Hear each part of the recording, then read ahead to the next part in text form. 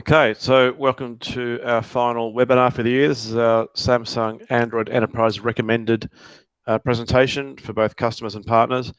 As I mentioned earlier, this meeting's been recorded, so feel free to keep your microphone off, your video off if you want to for privacy. If you want to ask a question, you can either drop us a line afterwards or you can put it into the chat window or use the Q&A function. We'll try and answer it during this session.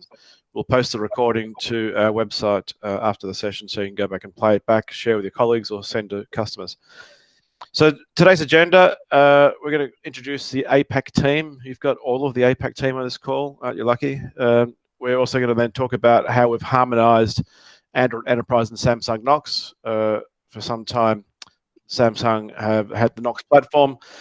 Knox was available before Android Enterprise, and certainly before the days of Android for Work, as we originally called it. There's been a lot of work done behind the scenes between Samsung and Google to harmonize that, to make sure that you get the best of Samsung, but you also base that on the best of Android Enterprise from Google. So the best person to talk about that is someone who used to work at Samsung, now works with Google. Andre Awanta is based in Singapore, so I'll introduce Andre in a moment, and he's going to take you through this presentation.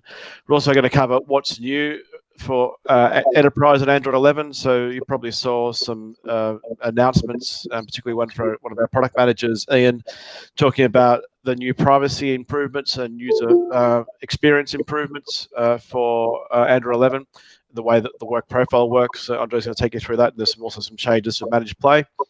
And also keen, if you've got any sort of feedback or suggestions or questions, we'll have a Q&A session at the end of this. So just to introduce the team, moving to the next slide. So I'm Jared Kennedy. I'm based in Australia, in Sydney. I lead the APAC region for business development. So APAC includes all of Southeast Asia and India. And on this call, as part of the APAC team, we have Nikki, who's based in Melbourne. Nikki joined us earlier this year from one of the Telstra partners, Star21.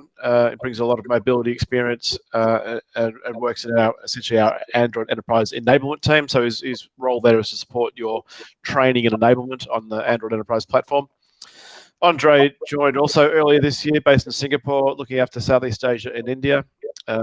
Andre, again, is another trainer, so he's there to support our partners, and also part of that team's functionality is to also run events with partners that could be customer facing.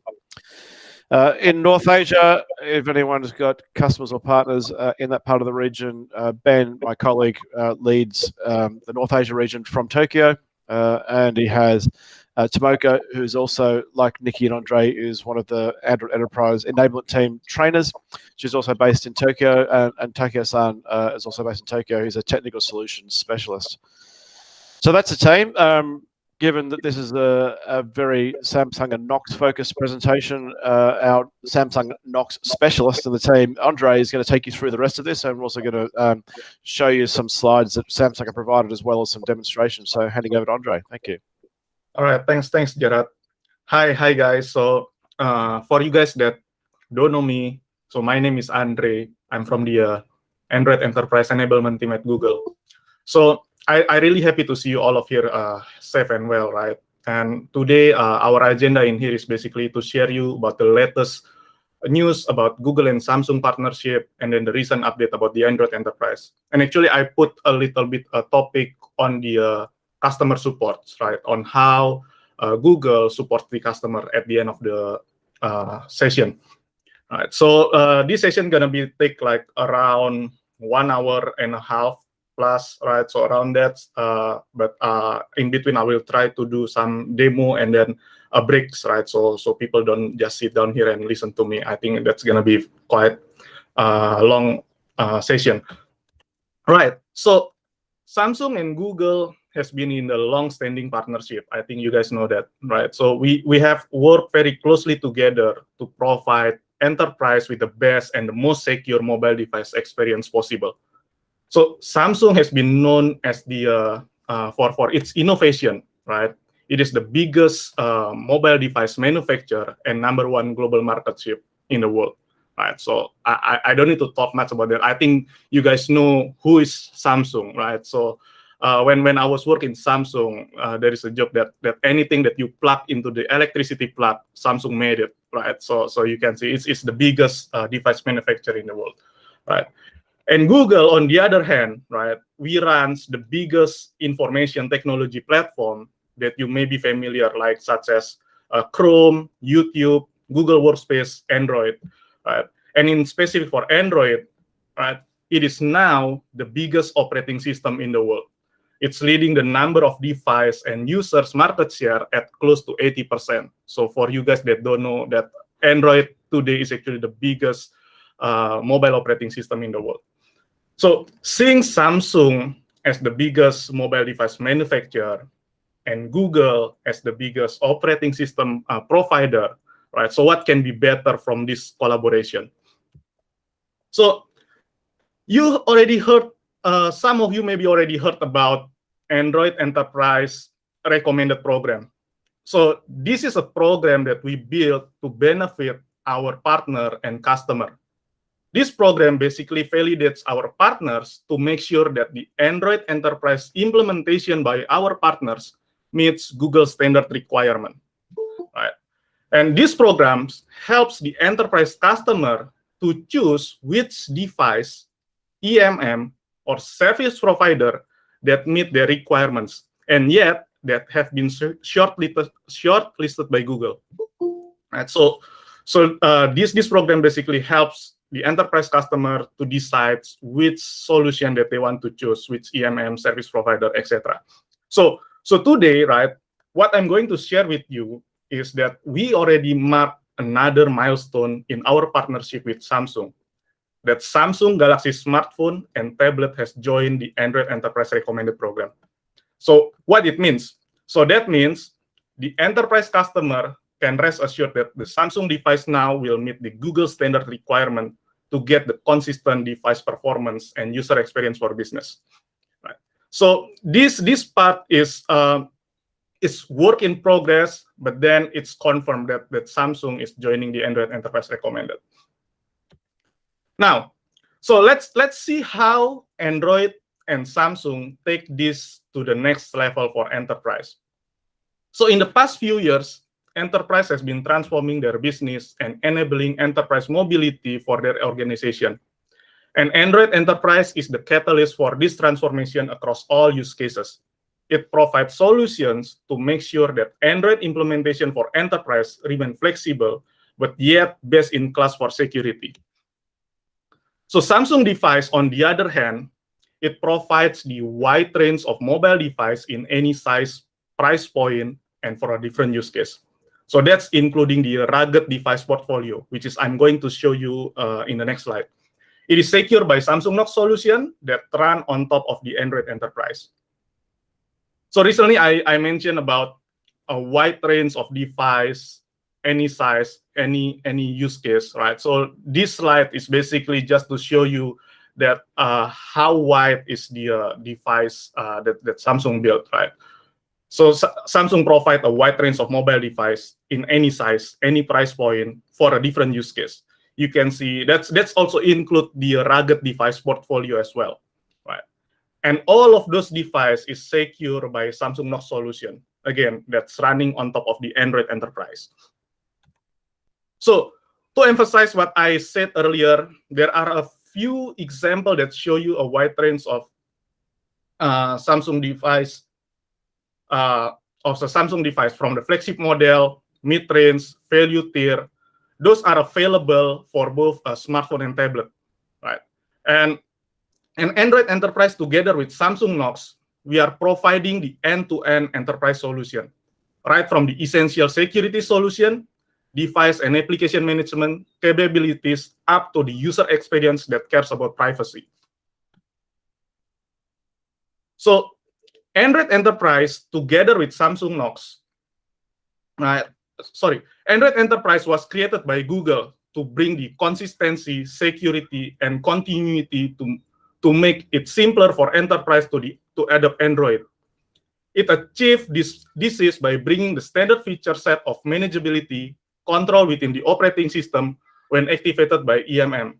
And it allows companies to easily manage their application without need for a Gmail account or end user created account.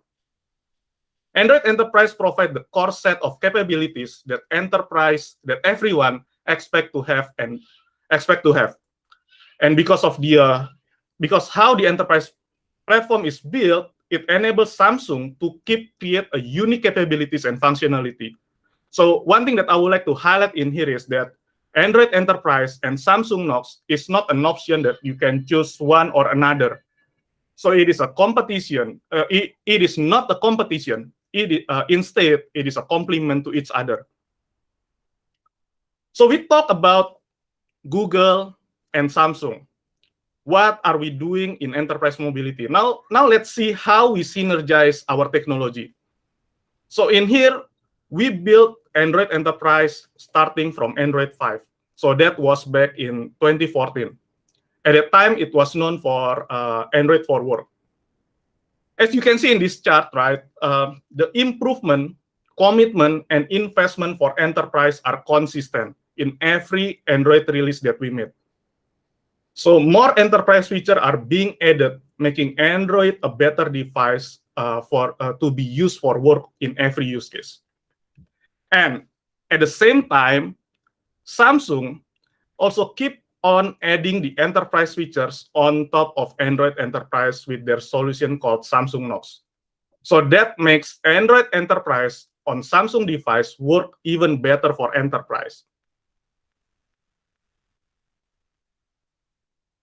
Now, so let's take a look how we harmonize our works together.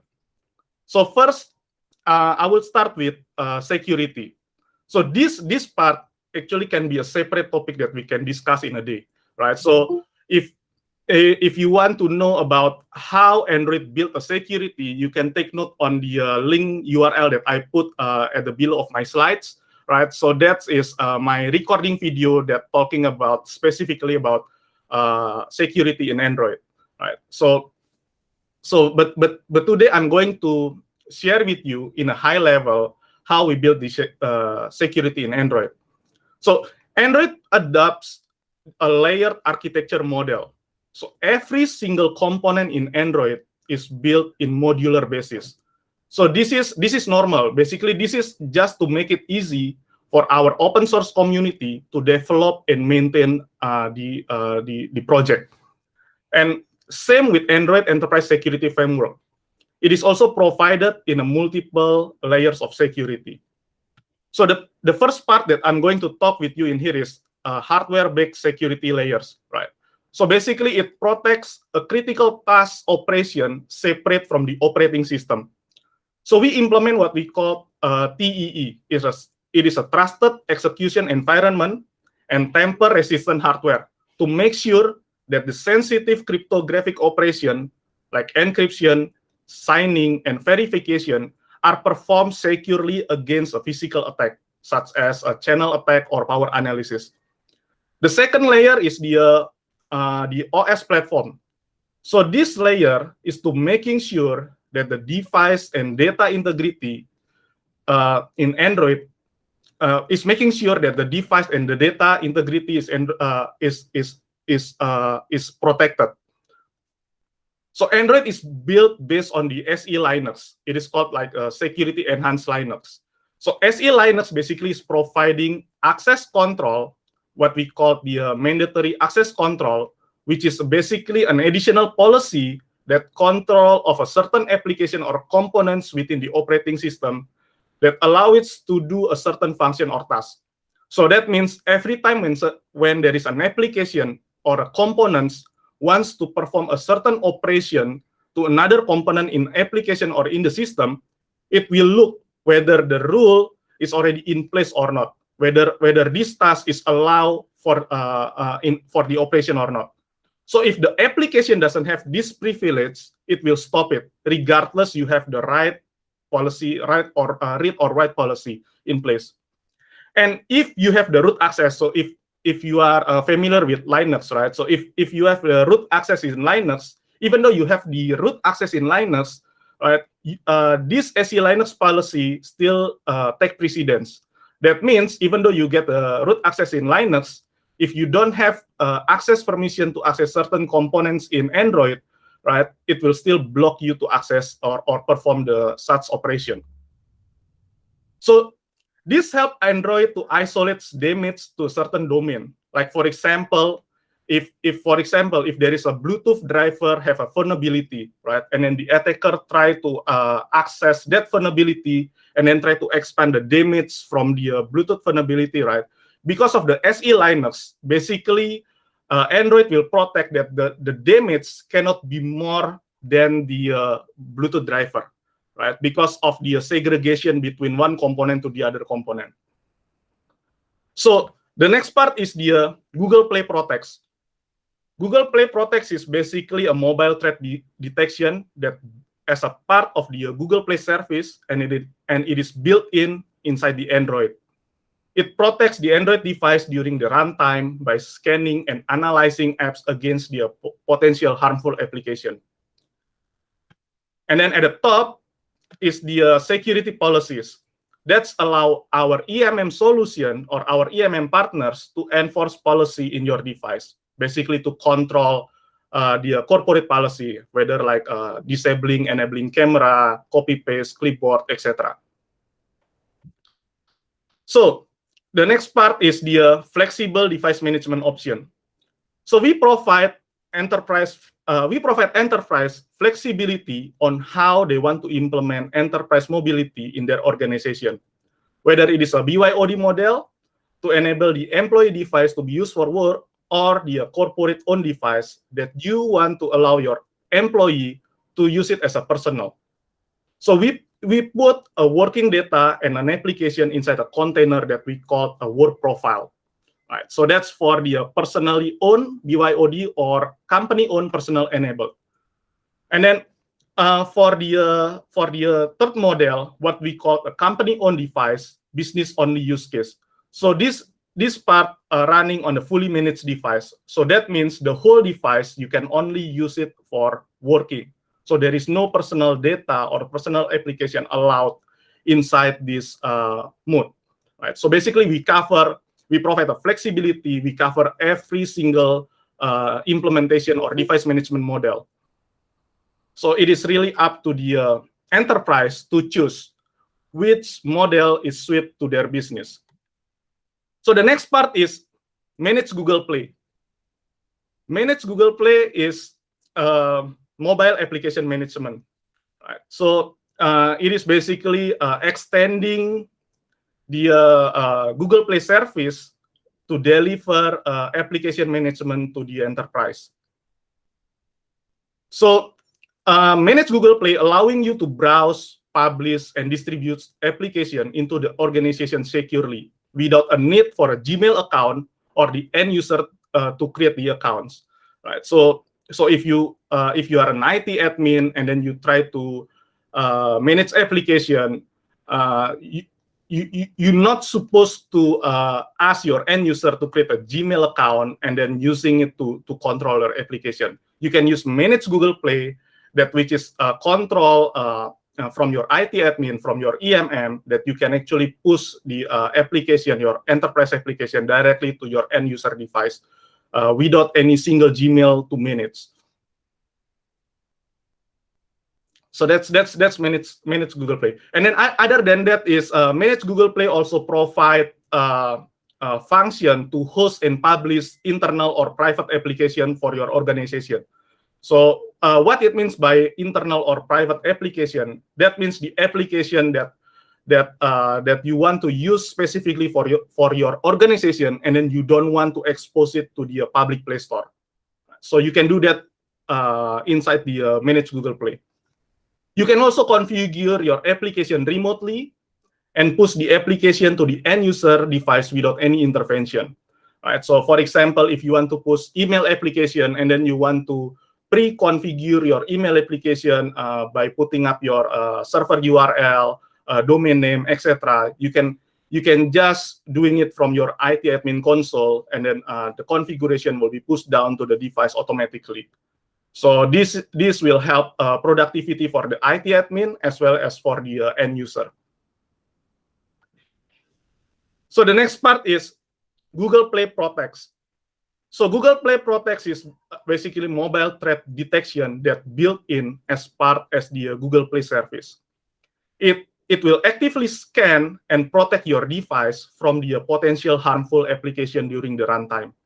So it's leveraged Google AI to understand whether the application, whether it is a malicious application or not. So now let's take a look. So what I shared earlier is basically what Android Enterprise do, what Google do, right? So just a recap a little bit. So we do have flexibility on the management mode. We have manage Google Play, and then we have Google Play Protects, right? So now let's see what Samsung do with the Samsung Knox, right? So a little bit note in here before I move on that while Android Enterprise is provided free to our customers, some of the Samsung Knox products may require a license to purchase from Samsung, right? So you may need to approach Samsung Enterprise sales representative for this, right? So Samsung provides additional enterprise solutions on top of Android Enterprise. Again, to highlight in here is that Samsung Knox is not against Android Enterprise. Instead, it is a complement to the Android Enterprise. So what Samsung built in here is what they call the Samsung Knox platform for enterprise. So at the bottom of the layer, that is basically an additional security features that built for enterprise, right? So they Samsung built like an advanced VPN, APN, firewall management, etc. Right? So that's Knox platform for enterprise. And then on top of that, Samsung provides what they call a cloud service solution that built for a different purpose, right? So every single box that you see on top, like Knox Configure, Knox Mobile Enrolment, Knox Manage, eFota, they are all separate products that you can actually choose which product suit with your use case or your requirement. So Knox Configure is essentially is a configuration tools that allowing enterprise customer to configure their mobile device to fit into their requirement. And then Knox Mobile Enrolment is a bulk enrollment that allowing the enterprise customer to automatically enroll mobile device into the automatically. So this is only can be used for a corporate-owned device. Right? And then the next part is the Knox Manage. This is essentially EMM software. And then eFota is a unique solution from Samsung that allowing the mobile device to be controlled, the mobile device OS to be controlled. So you can like set up a schedule, like tomorrow I want to upgrade my device into OS version 9, for example, or OS version 10, right? So you can use eFota to control the firmware version. So I've been talking about what Google built, what Samsung built. So let's put all of those together, right? So I really like these slides, right? So this is really a beautiful slides that presenting how Samsung Knox and Android Enterprise work together. Right? So in here you will be able to see that Samsung is providing the hardware as well as the hardware-based security as well, provided by Samsung with Samsung Knox. And then on top of that, Android Enterprise providing the flexibility on device management, right, by using a work profile or fully managed device or dedicated device. And then Android Enterprise also providing the managed Google Play to manage and control the application for the enterprise users, as well as Google Play Protects that basically protecting your device during runtime, right? So when you use the device, basically Google Play Protect is scanning your device during the runtime to understand your application behavior. And then on top of that, right, Samsung Knox providing platform for enterprise, which is the enhanced advanced feature for enterprise. Like I mentioned earlier, VPN, APN, firewall, those kind of stuff. And then the topmost is the cloud service from Samsung Knox, right? So this stack is basically to summarize what Samsung and Google do together, right? So I don't mind to mention one more time, right? So to highlight with you that it is not a competition, it is a complementary between between Samsung Knox and Android Enterprise. So the next part in here is Gartner acknowledged that Samsung Knox with Android has the highest device rating. So it is like 27 out of 30, right? So I'm not sure how many of you heard like a lot of myth in the market that keeps saying that, oh, Android is not secure, Android is full of malware, etc., right? So in fact, what I want to ask you is try to find the right source, right? So in here is one of the sources that I want to share with you from Gartner, right? That actually is proven that today the most secure mobile device in the world, right? So is Android Enterprise, and if you run it with Samsung Knox, that's even stronger, right? And then it is above all of the other mobile platform, right? As you can see in here, right? You can see on the right hand side one example during when we do this Gartner do the analysis. Android 9 and Samsung Knox 3.2. This is one example, right? So we built Android 9 OS, and then it's already get the high or the strong rating from Gartner, right? But then what Samsung did in here with Knox 3.2, Samsung adding more features, and then it increased slightly the rating from Gartner, right? So from the remote access point of view, right? So if you see on the other platform, right? They are not even close with Android, right? So from here you understand. And then this part is another credential that I'm going to share with you, that on top of the Gartner report, Samsung Knox with Android has been certified by many of the government agency globally, right? It also meets the stringent government security standard like Common Criteria, NIAP, and FIPS as well. So all of this is not Google or Samsung said, right? This is the information that you can actually trust, right? So those certification, those acknowledgement from Gartner, right? Those are the source that actually you can trust, right? To understand how secure is Android Enterprise and Samsung Knox. So that is about the Google and Samsung harmonization, right? We call it the Samsung Knox harmonization, right? So how we work together. So before I move forward in here, the next topic in here is gonna be watching with Android 11. But before I move here, I want to take like a 1 minute break, and then want to understand from you, is there any questions that you want to ask pertaining to the Google and Samsung, etc., right?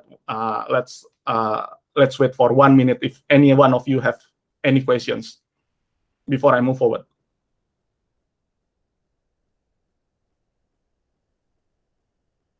Or anyone wants to take a break, you can take a break. I give 1 minute until 11:35.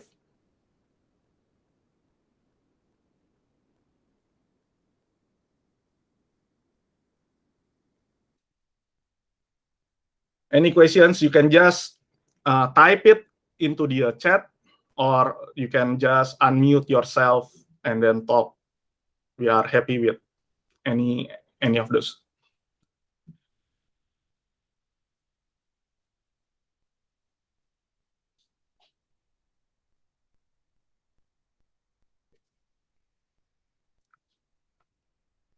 Or Gerard, you want to add anything else that maybe I missed? Well, I think one of the things to remember here is, well, we've done this harmonization with Knox.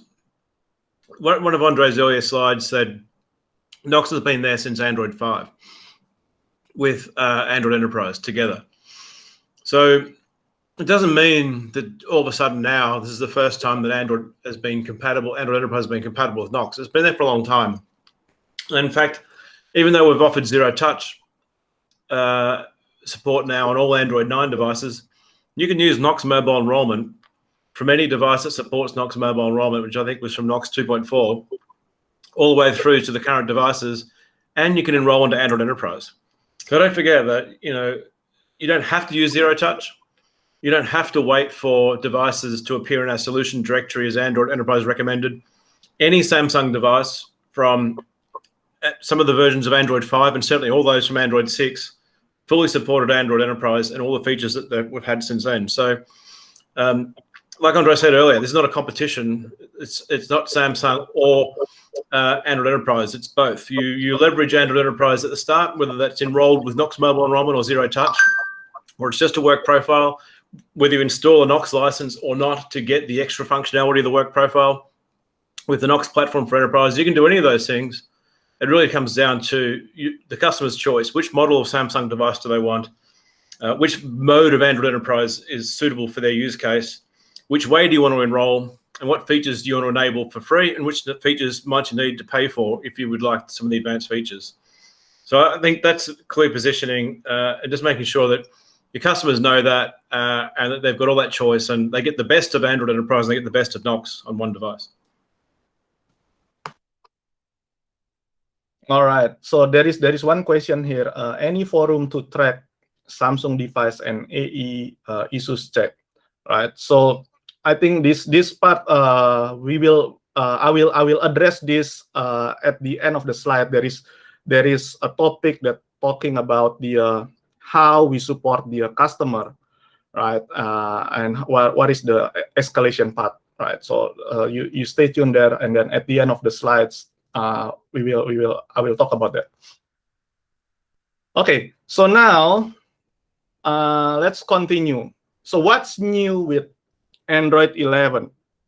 Right. So basically, before I move, there are three main topics that I'm going to share with you here. Right. So the first one is the what's new in Android Enterprise Platform and Work Profile. So that's one, and then Manage Google Play. What's new in Manage Google Play, and then what's new in the Zero Touch Enrollment, right? So that's the three main subtopics that I'm going to address in here.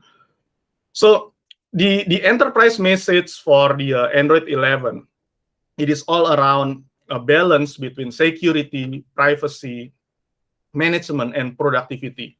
So we break this into two subgroup again. So privacy and trust, and experience and productivity. So let's take a look the privacy and trust. Right. So what we found lately, there are majority of employees and employers that the worker should have a privacy from IT. Right. So it doesn't matter whether the device is a company-owned device or personally owned device. Right. So we do a survey, a recent survey found out that 80% of the IT decision maker feel that the employee's data should be protected from IT, even if it is running on the company-owned device. So a lot of customer has been telling us that while they want their employees to use the working device for personal usage, they don't want the liability and the risk that come from wiping or accessing their personal data. So hearing this feedback, right, from our customer and partners, we are motivated to make the significant change in Android 11 to better support the knowledge worker deployments with the work profile, regardless the device owner. So now in the Android 11, the work profile bring the same privacy protection on the work profile on the employee-owned device or BYOD to the corporate-owned device. So that means IT can deploy the work profile to help to protect employee privacy across their entire fleets, regardless the device is personally owned or company owned. Now let's take a look at the asset management capabilities that we added. So we basically divide this into two main categories. The first is the asset management tools. So this device management capabilities ensure that the device to make sure that the device remain corporate asset even across the factory reset or malicious event, such as like device being stolen or lost, right? So this include a full device reset capability, the ability to manage the device factory reset protection, and to keep the device ownership remain corporate, right? These new capabilities is to prevent we also put the new capabilities to prevent the work profile for being removed. So we can keep the corporate's device remain for work, right? So that means that even though the employee, right, they try to sell the device into the black market, or they try to factory reset their device, right? So no matter how, right, when the device is enrolled or it's being deployed as the corporate-owned device, right? So only the IT, only the corporate can release the ownership, right? So the second category is what we call the personal usage policy. So this capability allowing the IT to provide a guardrail or restriction on how the device can be used for personal. This is to ensure that the device remain compliant with the IT policy. This category provides the wide range of capability, like from example, allowing or blocking list personal application, restricting hardware such as a camera, Bluetooth, as well as the configuration over the connectivity like telephony, Wi-Fi, etc. And also including the new features, ability to manage how long the work profile can be turned off. Right? This is to control how you want the device to be frequently checking with the management server. And extending the management beyond the work profile required us to separate the management of the data from the visibility into the data itself. So what, for example, right? So the IT admin can block the employee from using a social media application like YouTube or Facebook on a company-owned device without knowing the other application that they use outside of the work. So now Android can help to preserve the employee privacy in the personal profile while enabling IT to manage what employee can do in the personal profile. So with these changes, IT admin can take advantage of the work profile extensive data management capabilities to ensure that the work data stays secure, as well as the new asset management features and personal usage policy to keep the company device compliant with the corporate policy without a visibility into the personal apps and data. Right. So let's take a look on the further about the Android and Android 11 user privacy.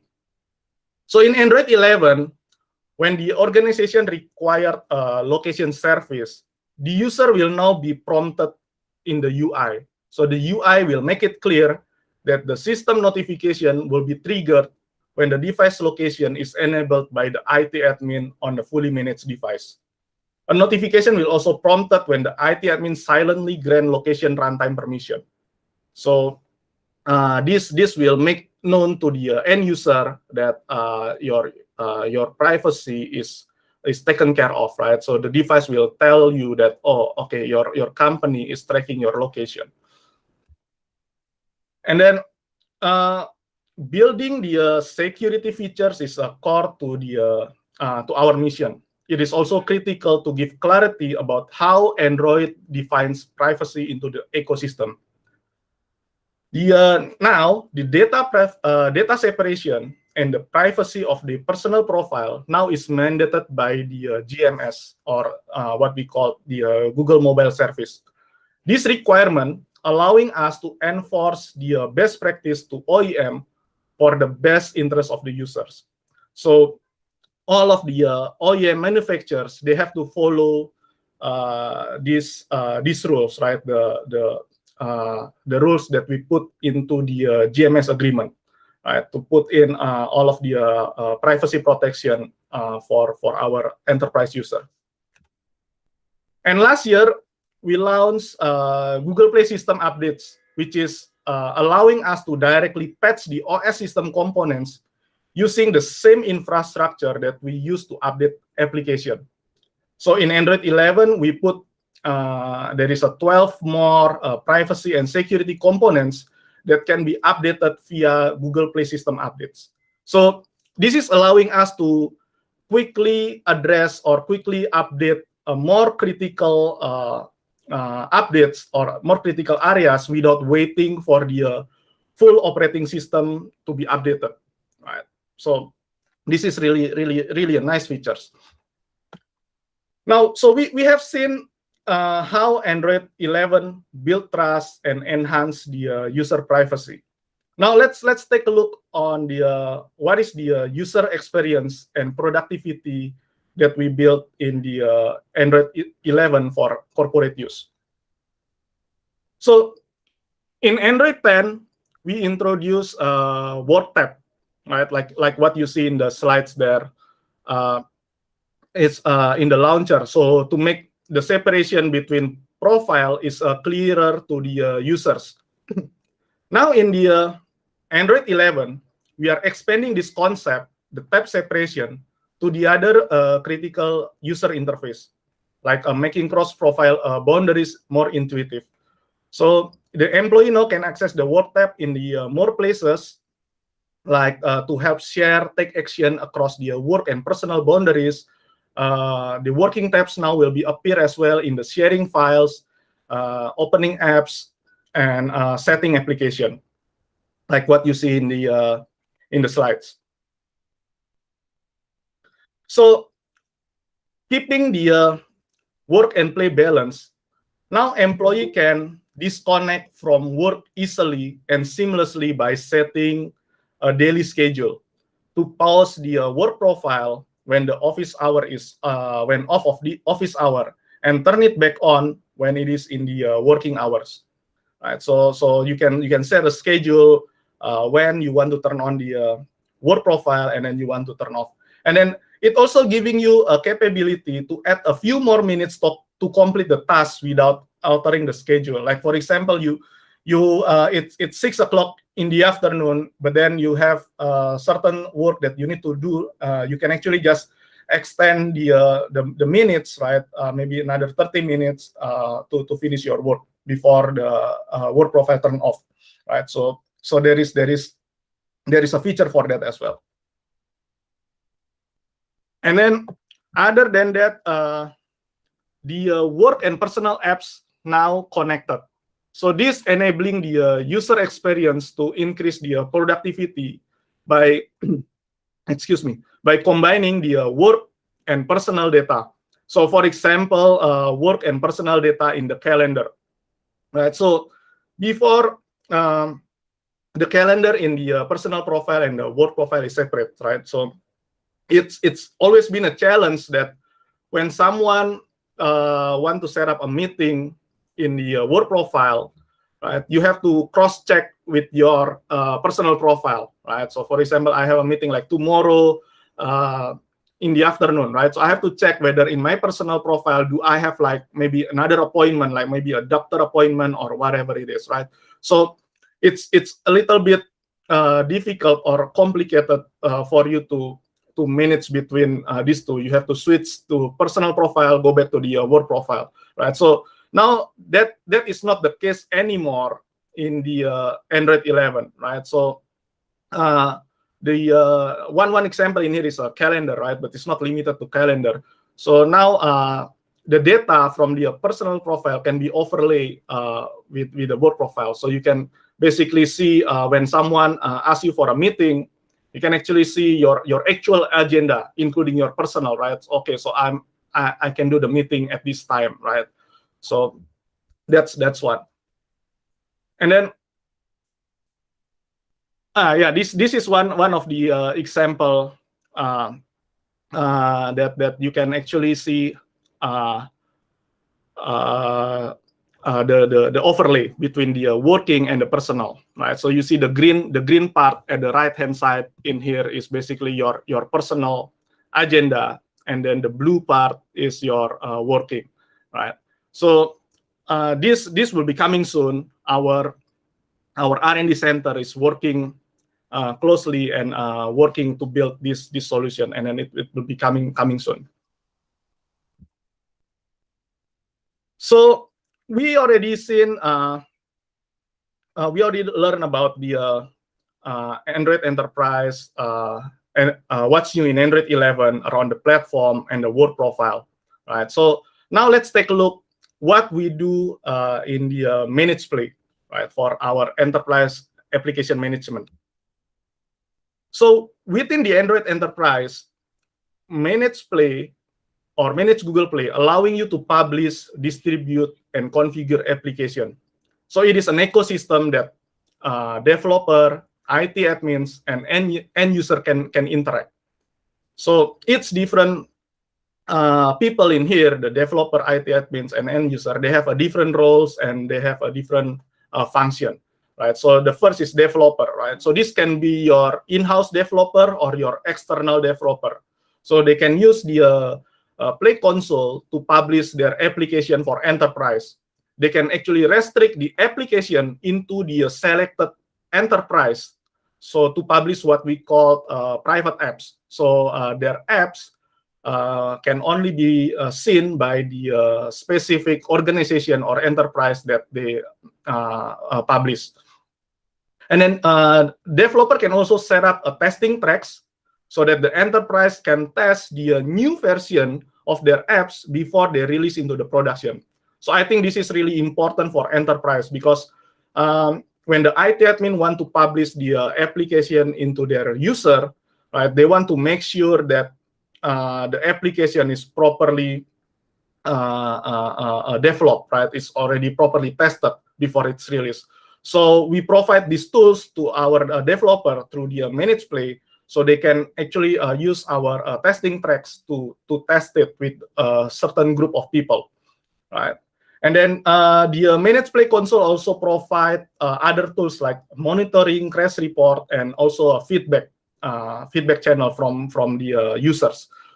And then for the IT admin, they can browse the Play Store, and then they can select, distribute application to their users and configure them with the manage configuration to automate the setup process for the users. I already explained this a bit earlier in the previous slides, right? So you can actually like pre-configure your email application. So when it is pushed down, you don't need to tell your end user that, hey, please put in this domain, put in this server URL, etc.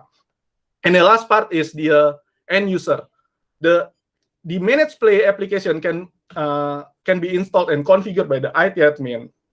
So they can the end user, they can actually turn on the Manage Play application, and then they can actually browse the application that already assigned by the IT admin, right? So it will be like what I call the enterprise app store, right? So the interface is look like a Google Play, but the application that's shown or listed inside the Manage Play, it's only the application that your IT admin allows to install. So I mentioned earlier, private apps is the apps that are distributed to one or multiple enterprise. So they are not available publicly on the Play Store, right, for anyone to download. So let's see what we make the what changes that we make for the private app publishing. So last year we introduced a light and faster publishing process for private apps. It's as simple as providing the APK, giving it a title, and then after that your app is published immediately. I'm not sure if you're aware on that, right? So I repeat again. So today, if you want to publish your private apps, right, it is as simple as just giving it a title, and then you can publish it using the Manage Play iframe from your EMM if your EMM support it, and then it automatically publishes. So it's a little bit different with how the rules or the regulation when you want to publish a public app, right? So public app, there is a lot of review, right? Review steps, right? But for a private apps for enterprise, it's much faster. But then if you see in this table in here, we have like three different interface on how you can actually publish application for enterprise. We have a Play console, we have a custom app publishing API, we have a Manage Play iframe, right? So last time, all of these three console, they are not connected to each other. So either IT admin or the developer, they have to choose, right, whether they need to use a Play console or they need to use the publishing API or they want to use the iframe, right? So that's what happened last time. But this year, right, we actually unifying the rules across all of these methods. right? So by aligning this, what it means is this, right? So for example, the IT admin, they publish their private application through the Manage Play iframe, but then after that, if they have the developer account or they have access to the Play console, they can actually go to the Play console and then put in additional data or additional application information from the Play console, right? So they are all connected, right? So the transfer between one interface to another interface now is established. This is what we made for the changes in 2020. So I mentioned earlier that there is a 3 publishing methods, right? So how is that work? Who should use what, right? So this is just a recommendation, right? So we do have a 3: Manage Play iframe, Play console, publishing API. So generally, Manage Play iframe is for the IT admin if they don't have the developer account, right? So Manage Play iframe generally accessible from the EMM console if your EMM support that, right? So it's really for the IT admin, right? So they can just access. And then Play console is generally for the developer, right? So if you are Android developer, if you are app developer, I believe you have the developer account, right? So if you already have a developer account, you are a developer, just use the Play console, use it as is, right? And then the third part is the custom app publishing API. So this is for the developer, application developer, if they want to build their own publishing interface. So we provide an API for this developer so they can integrate their own system into our publishing system. Right.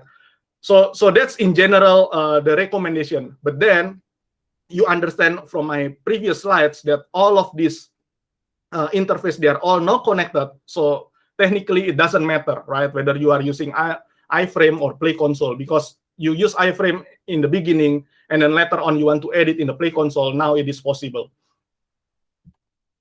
So that's about that's what's new around the Manage Play. Now I want to talk about the app updates. So let's talk about what is the default behavior of the app updates. You know, application gets updated, right? So version 1, version 2, version 3, right?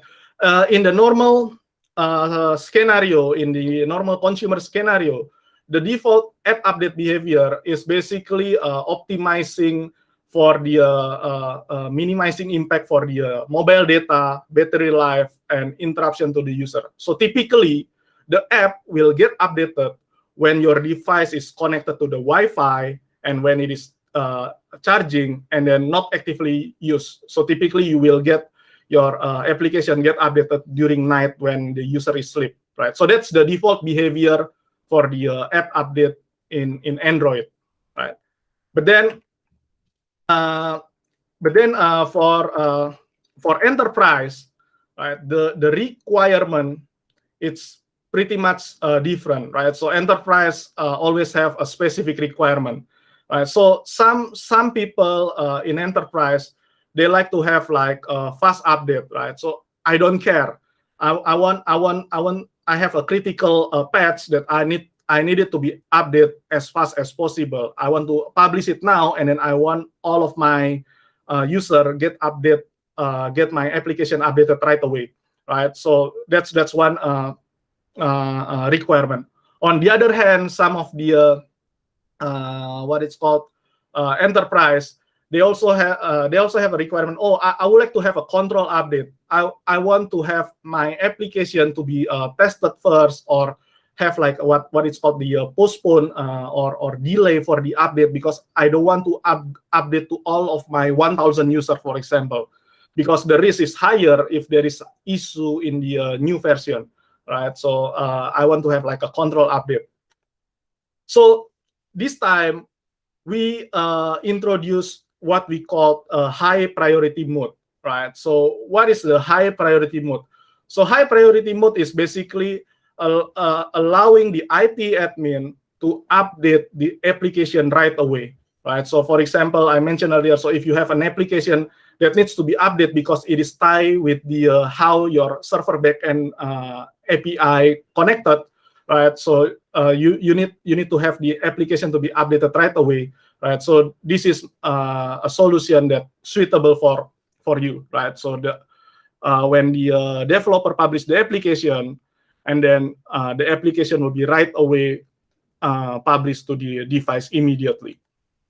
And then the second one is the new features that we put in the app update is what we call the postpone mode, right? So postpone mode is the other way around, right? So postpone mode is allowing the IT admin to postpone the app update for maximum 90 days, right? So we don't put indefinite time frame because it is not a good practice to keep delaying your update. So we put it maximum 90 days, right? So after 90 days, the IT admin actually can decide whether they want to go back into the default behavior or to the high priority, right? Even the IT admin also can shorten the date, right? So for example, after 15 days, they already make sure that the application is working, right? So they can right away close the postpone, right, and then immediately release the application into the user without waiting for the 90 days to be end, right? So in summary, today the app updates, there is 3 different modes, right? One is the postpone mode, default behavior, and the high priority, right? So the postpone mode you can postpone the update up to 90 days. The default behavior is basically to optimize your app update, to optimize your device still in charge, connected to the Wi-Fi, and then not interrupting the user, right? So, and the high priority is just give the update immediately to the device, right, as soon as possible. So that's about the app update, right? Now let's see what's new in Zero Touch, right? Just a quick refresher about Zero Touch, right? I believe you guys know what is Zero Touch, right? It is the way to enroll your corporate-owned device into the EMM. So it's allowing the IT admin to pre-configure the device in the cloud so they can automatically enroll into the appointed EMM, right? So when the device is power on for the first time out of the box, and then the EMM will automatically push in. So that's in general Zero Touch, right? So the adoption of the Zero Touch is increasing from time to time, right? So this means the interest of the Zero Touch or the solution is important for the enterprise user, right? So that's Zero Touch. So let's take a look what's new in Zero Touch here. So in the beginning, when we launched Zero Touch back in 2017, we let each of our OEM partners, like Samsung, right, to decide whether they want to integrate with Zero Touch solution or not, right? So the availability of Zero Touch last time, it really depends on the OEM integration. Now we enhance Zero Touch enrollment as the Google Play service for Android 9 and above. So what it means, Zero Touch solution is not dependent on the OEM anymore. So as long as the device is running Android 9 and above, right, the Zero Touch solution is available on all of the Android device, regardless what is the OEM. And it is also backward compatible with the existing device that are available in the market. Like for example, maybe Samsung device that launched Android 8 and then get upgraded into Android 9, for example, right? So it will be supported with the Zero Touch, right? And then you also have a question about, then how about Knox Mobile Enrolment, right? So how is that work? So now all of the Android 9 support Zero Touch, that's including Samsung as well. Then how about the Knox Mobile Enrolment? So in general, you don't need to register on both, right? You just need to choose one or another, right? You just choose either Zero Touch or Knox Mobile Enrolment. So for example, if you have multiple device from a multiple brand, like for example Samsung, Nokia, etc. Right? The IT admin may want to use a zero touch because it is running on a single console, right? So that's one of the reason. But on the other hand, for example, if you are using a Samsung device and then you are using a specific Knox Mobile Enrolment features, then you can keep using Knox Mobile Enrolment for your enrollment bug enrollment solution. Right, so you just choose either one. You don't need to choose both, right?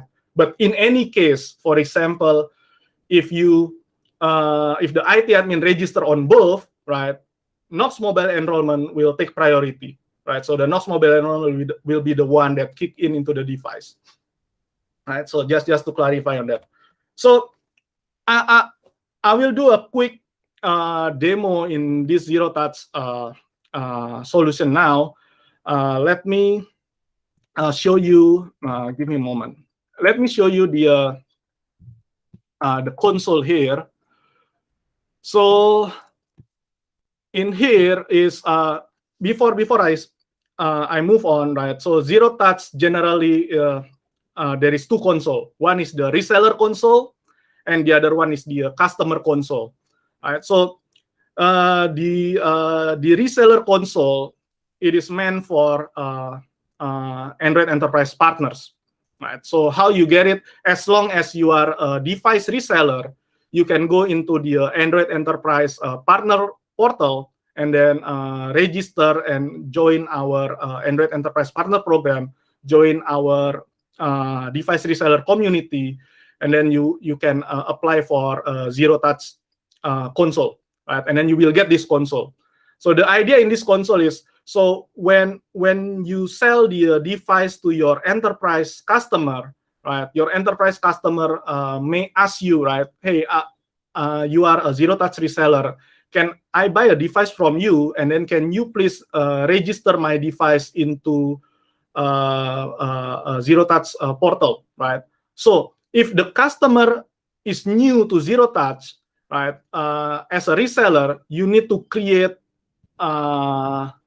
the customer portal, right? So the customer portal is created by the reseller, right? So in here you can go to customer and then you can add customer in here, right? And then that's how you create the customer. And then after that you need to ask the customer the email address for the admin, right? And then after you create the customer portal, and then you tell the customer, okay, Mr. Customer, your customer portal is ready, and then this is your customer ID.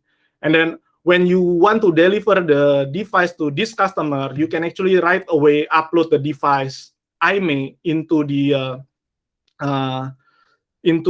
customer ID, right? So the format is pretty much simple in here.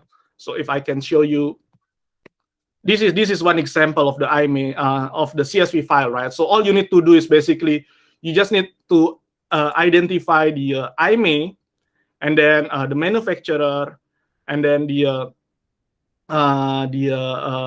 customer ID, right? So if the device is a Wi-Fi, you may need to put the model number as well, right?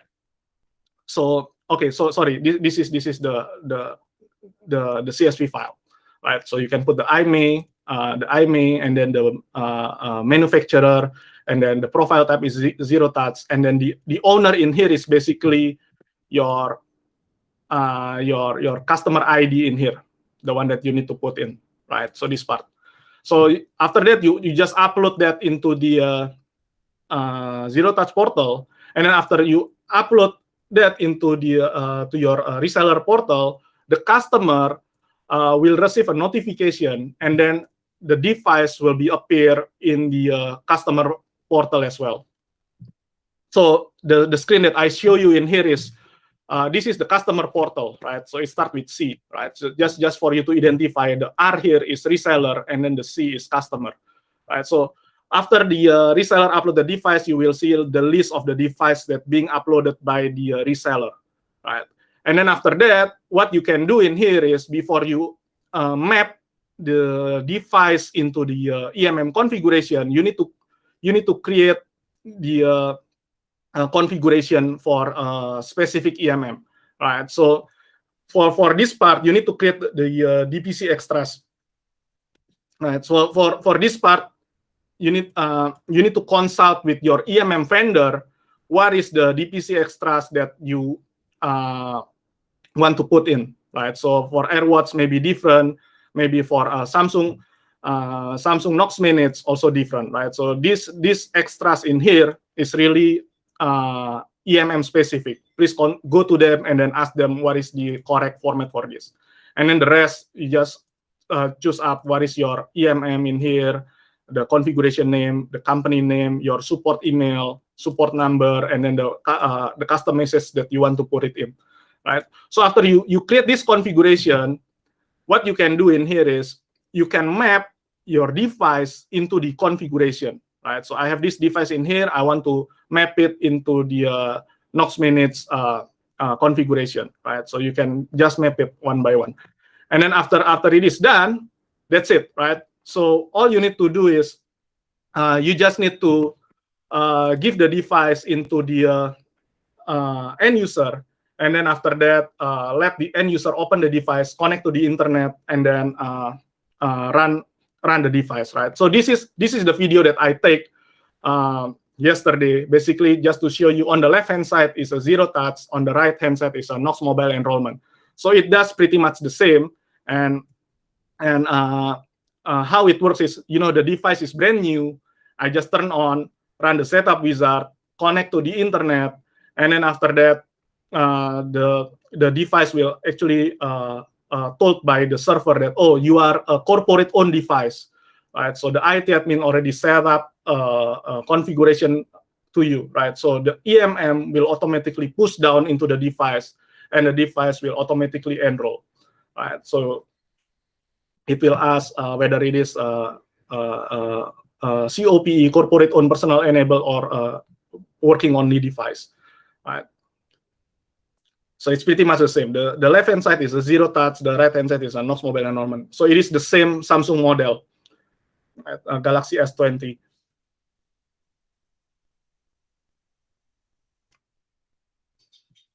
Right, so I use the Knox minutes to automatically enroll the device.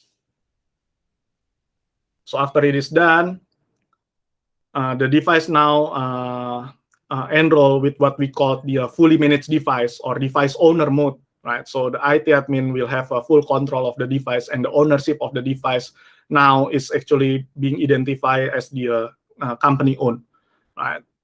So you see in here the Knox minutes is automatically installed, right? And then it will ask the username and password for you to enroll, and then if you see in here, I tried to go back. It didn't allow me to go back. It forcing me to get enrolled into the EMM, right? So that because the device know that I'm the corporate owned device, right? Yeah. So that's a little bit demo that I want to share with you. Let me come back into my slides here. Loading.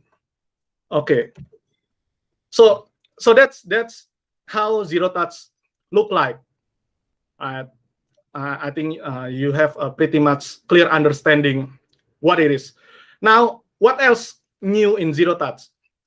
So a lot of customer giving us a feedback that hey, there is so many interface that I need to deal with, right? So there is an EMM console, and now you build a zero-touch console, and then I have to go back and forth to configure my device, right? So why don't you make us like make my life easier, right? Can you give me like one single console to control everything, right? So again, we hear our customer and our partners' feedback. So what we do right now in zero touch is we build what we call a zero touch iframe, right? So generally, this solution is allowing the IT admin to access a zero-touch portal or zero-touch console directly from the EMM console through iframe, like what you see in the screenshot in my slide in here. Right? So the IT admin, they don't need to go into the zero-touch portal to manage their device and then come back to the EMM to control back again. Right? So this is one thing that's new, and then So that's the zero touch, right? Just to summarize again what we built in the zero touch, right? So zero touch reseller now available globally. Most of countries now support zero touch, and then zero touch now is a part of the Google Play service from Android 9 and above, so it's available on all Android device. And then we built a zero touch iframe for the IT admin to access or to manage zero touch directly from the EMM console. Right. So that's what's new in Android 11. Right. So before I got like the last 15 minutes here. So before I move forward about the supporting customer resource, right? I want to take another 1 minute breaks in here. If you have any questions, feel free to drop in the chat or just unmute your microphone. Yeah, and you can take a 1 or 2 minutes break before I move on. Or Gerard, if you have anything to add on, feel free to add in. Yeah, we're getting some questions in the chat. So, K. Sayed, thank you for your question. I've asked you a clarification, and I've just given you some answers there. Now, you're also saying, how do I verify a given OS and device is GMS certified? Easy. GMS certified. It's got Google Play Store, Chrome, Maps, Assistant, Gmail, all those apps. If they're not, then there's no Android Enterprise because there's no GMS. So that really that is it. There shouldn't be any devices out there that are not GMS certified that are running those sort of apps, because that's against our terms of service. So I hope that clarifies. And Rizky, question there about what if the customer wants to purchase devices from a new reseller? So you need to check our list of resellers to see whether they support zero touch. I'm guessing you're in Indonesia, so Erijaya, Telkomsel, and a few of the other carriers there all support zero touch. But have a look at our website. If you go to android.com/enterprise, you'll see a solution directory, and all of our authorized device resellers that support zero touch are there.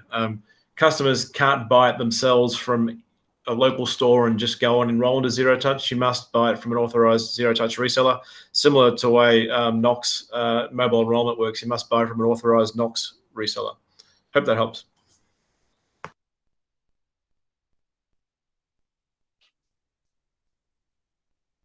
Okay, any other questions?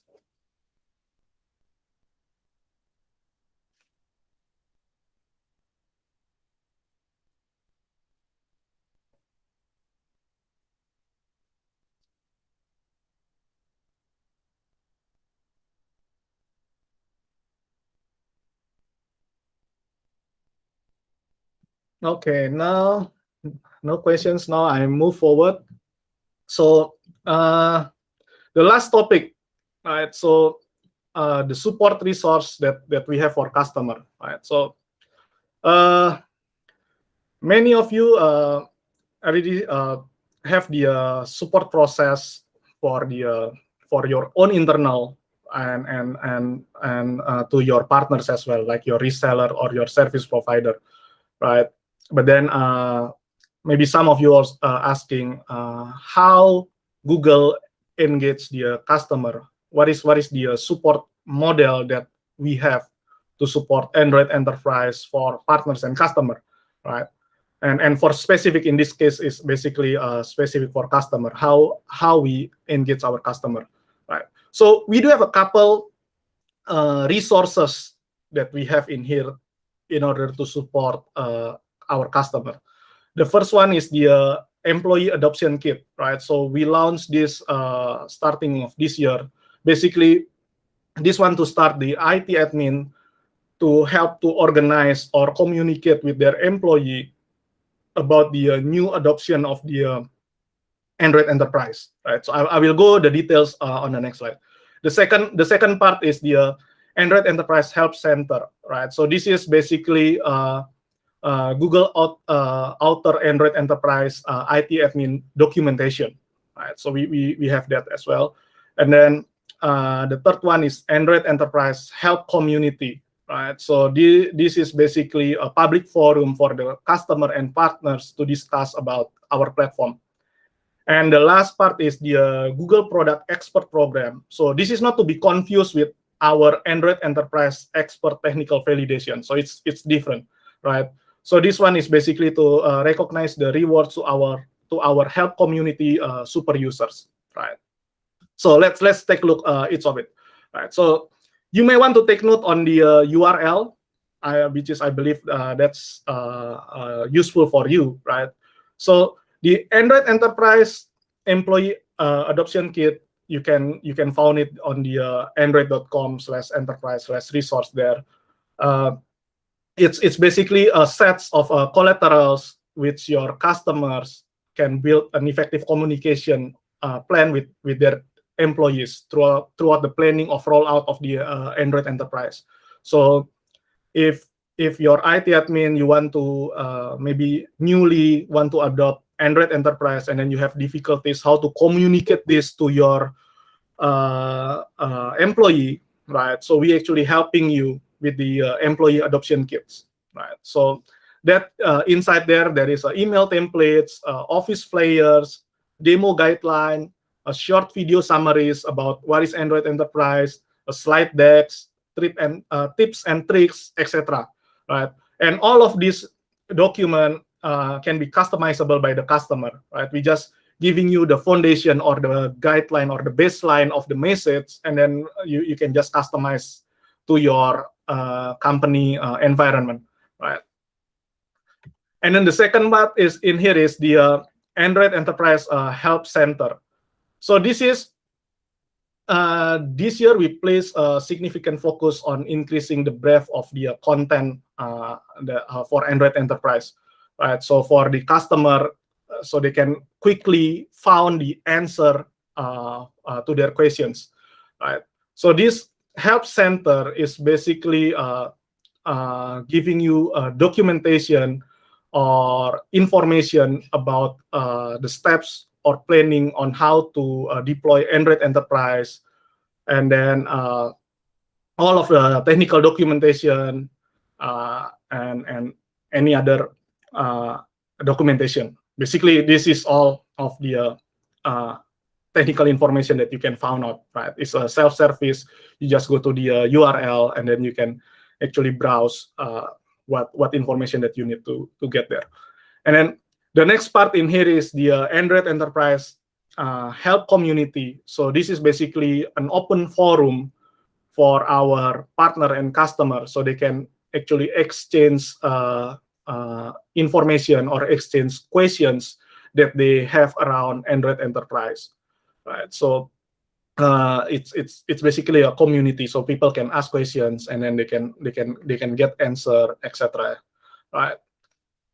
And then the next part in here is the Google Expert program. So basically, this program is open to the customer and partners to help them, to encourage them to be participate in the community, and then to become our product expert, right? So they will get acknowledgement, they will get rewards by contributing into the help community, right? So that's in general the support resource that we have for the customer, right? To summarize, we do have a adoption kit, the help center, and then the community, which is the community. We encourage the people to be proactive over there, and then we give a reward for the people that proactively active, and then giving a useful answer over there. So that's about the resource. Now talking about the process. What is the actual process of the escalation when you have an issue, right? So generally the issue or the queries come from the customer, right? So it will start with the IT admin or the end user, right? So they will the end user will encounter an issue. The end user typically will call their IT support within their company to get help, right? To get the guide, right? So for example, hey, I cannot find the enterprise apps, right? How do I find it, right? So they will call the IT help desk and then get support from that. But then if the IT help desk encounter an issue, right? So the IT help desk need to escalate the issue into the partner support team. So this part, the partner support team that I'm talking about in here is basically there is a few partners, right? So one is OEM, the EMM partners, or the service provider. Right? Or if it is a zero touch, you may ask for a device reseller as well. Right? So they will escalate to the partner support team and then ask a support from that. Right? So the IT admin, the customer IT admin needs to understand what is Android Enterprise, how it works, in order for them to identify, oh, this is actually an OEM issue or EMM issue, to make the troubleshooting process faster, right? Generally, if you don't know, like for example, if you don't know the issue, generally you will go to the EMM, right? So the EMM will help you to identify if it is the OEM problem. They will refer back to the OEM, right, to help to troubleshoot the issue together. And then from there, right, if the issue turn out to be need the Google attention, right, so these partners will have a channel to the Google partner escalation desk, right? So they can raise a ticket to Google, right? So we do have a partner escalation desk team that monitoring this ticket, right? So from this escalation desk, and then it will go into Google internally, right? So just to let you know, it go to the partner engineering, and if it is need to be escalated higher, it go to the product engineering team, right? So this is in general how the support flow looks like, right? So the end customer get the support from the partners will get support from Google's, and then go to the engineer team. So how quickly Google responds, right? So we separate the severity into 4, right? So it really depends on the severity. So the priority can be a severity here, right? So when we receive the ticket from our partners, right, we will separate the ticket into 4 different severity or priority. So the highest priority is what we call is P0. That means that the issue is affected multiple domains or multiple enterprise worldwide, and then there is no workaround, right? And the service is unavailable, right? So our response time is within 1 hour with a subsequent response 4 hours, right? All the way down into the P0. So sorry, not P0, P4. That means it more likely just something that doesn't work as desired, but there is no workaround necessary, right? So there is no impact as well, right? So for example, maybe one customer, can I put the Google logo on the right-hand side instead of left-hand side, right? I just giving a very simple example, right? So those things, right? There is no impact, and there is no workaround as well, right? So but then we will just put that as the lowest priority, right? And then the first response will be 48 hours, and then there is no subsequent response, right? So this is how Google responds, right? So that's all of my presentation today, right? So just a recap before I hand over this back. 1 minute left, right, to Jared. So we're talking about Samsung and Google. We're talking about what's new in Android 11. We're talking about the support process now. Three different main topic in here, right? So it's like 1.5 hours. So if you have any questions around that, feel free to ask, drop in the chat, or unmute your microphone. We are happy to help, right? So with this, I end my presentation. Thank you. So hand over to Jared. The great work, Andre. Thanks for that. It's very detailed. Hope everyone got your questions answered during that presentation. If you haven't, please do drop it in the chat now. Also, request your help to share this presentation recording when we send it out to you, and also put it onto our website. Share it out with your other partners, your other employees, certainly your customers. try and help them demystify how does Android Enterprise work with Samsung Knox. It's something we're getting lots of queries on. There's been lots of interest ever since we made the announcement about Samsung joining the Android Enterprise Recommended program. So it's very exciting times. We're really here to help and make sure that customers get the best experience on Samsung devices using Android Enterprise. So anything we can do to help, we'd be more than happy. Partners, you can come through our partner portal and ask questions there. We had a couple of questions about how do you sign up. Go to android.com/partners and you can sign up to become a device reseller. You can sign up to be a service provider. You can also become an expert, which means you have access to an experts community with lots of extra resources and the ability to get technical support from Google. So there's lots of options for you.